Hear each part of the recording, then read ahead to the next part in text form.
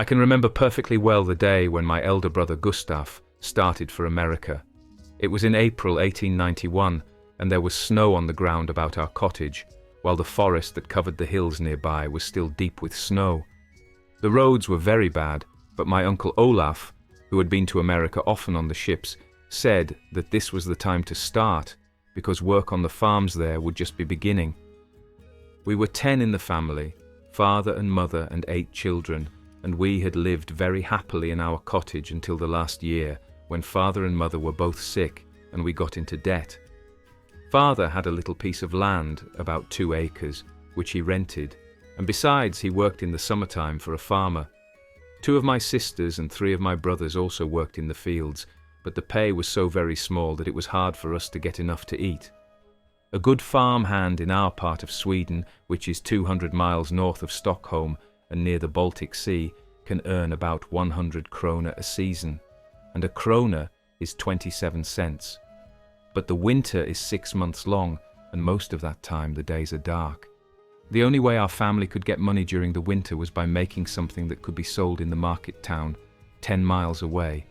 So, my father and brothers did wood carving and cabinet making, and my mother and sisters knitted stockings, caps and mufflers, and made homespun cloth and also butter and cheese, for we owned 2 cows. My uncle Olaf used to come to us between voyages, and he was all the time talking about America. What a fine place it was to make money in. He said that he would long ago have settled down on shore there, but that he had a mate's place on a ship and hoped someday to be captain. In America, they gave you good land for nothing, and in 2 years you could be a rich man, and no one had to go in the army unless he wanted to. That was what my uncle told us. There was a schoolhouse to which I and 2 of my sisters went all the winter, for education is compulsory in Sweden, and the schoolmaster told us one day about the great things that poor Swedes had done in America. They grew rich and powerful like noblemen, and they even held government offices. It was true also that no one had to go in the army unless he wanted to be a soldier. With us, all the young men who are strong have to go in the army because Sweden expects to have to fight Russia someday. A man who had been living in America once came to visit the little village that was near our cottage. He wore gold rings set with jewels and had a fine watch. He said that food was cheap in America and that a man could earn nearly 10 times as much there as in Sweden. He treated all the men to brandvin, or brandy wine as some call it, and there seemed to be no end to his money. It was after this that father and mother were both sick during all of one winter, and we had nothing to eat except black bread and a sort of potato soup or gruel, with now and then a herring. We had to sell our cows, and we missed the milk and cheese.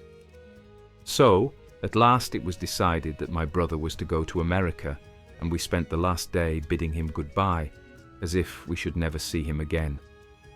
My mother and sisters cried a great deal and begged him to write. My father told him not to forget us in that far-off country, but to do right and all would be well, and my uncle said that he would become a leader of the people. Next morning before daylight, my brother and my uncle went away. They had 20 miles to walk to reach the railroad, which would take them to Gothenburg. My uncle had paid the money for the ticket, which was to carry Gustav to Minnesota. It cost a great deal, about $90, I believe. In the following August, we got our first letter from America. After that, we got a letter every month from my brother.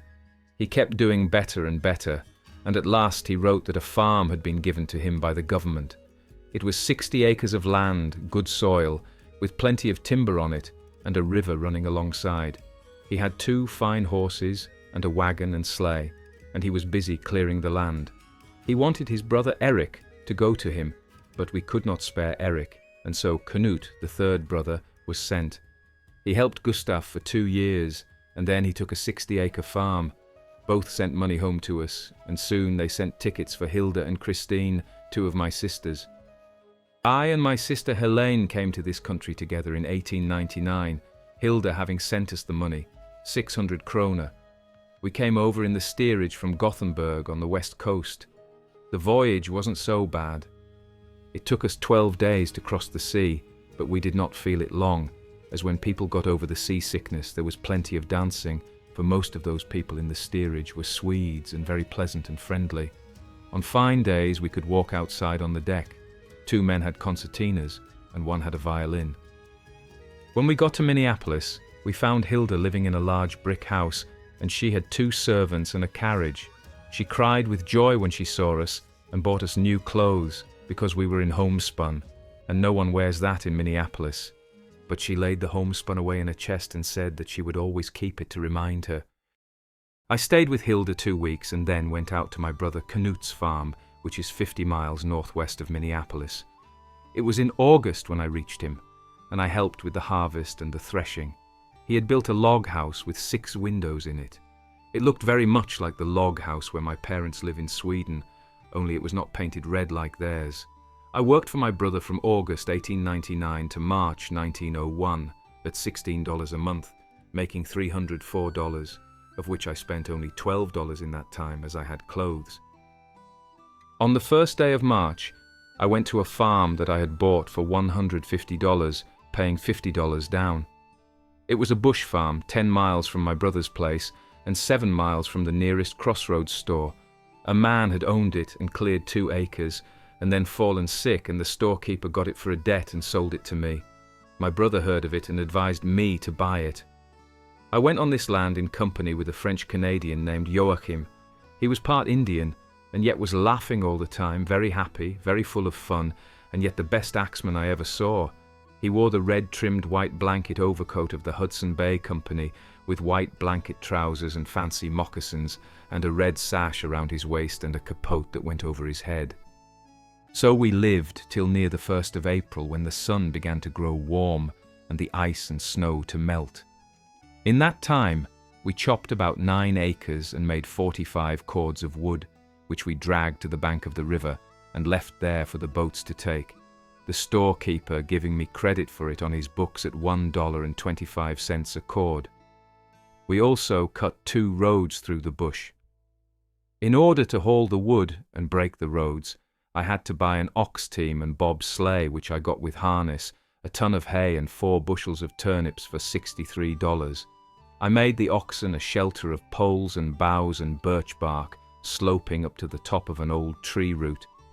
By April 15th, the ground which we had chopped over was ready for planting, for all the snow and ice was gone and the sun was warm. We planted nearly 12 acres of the land in a scattering way, then set to work to build a log house of pine logs, and in 2 weeks we had the house up. It was made of logs about 12 by 8 inches on the sides.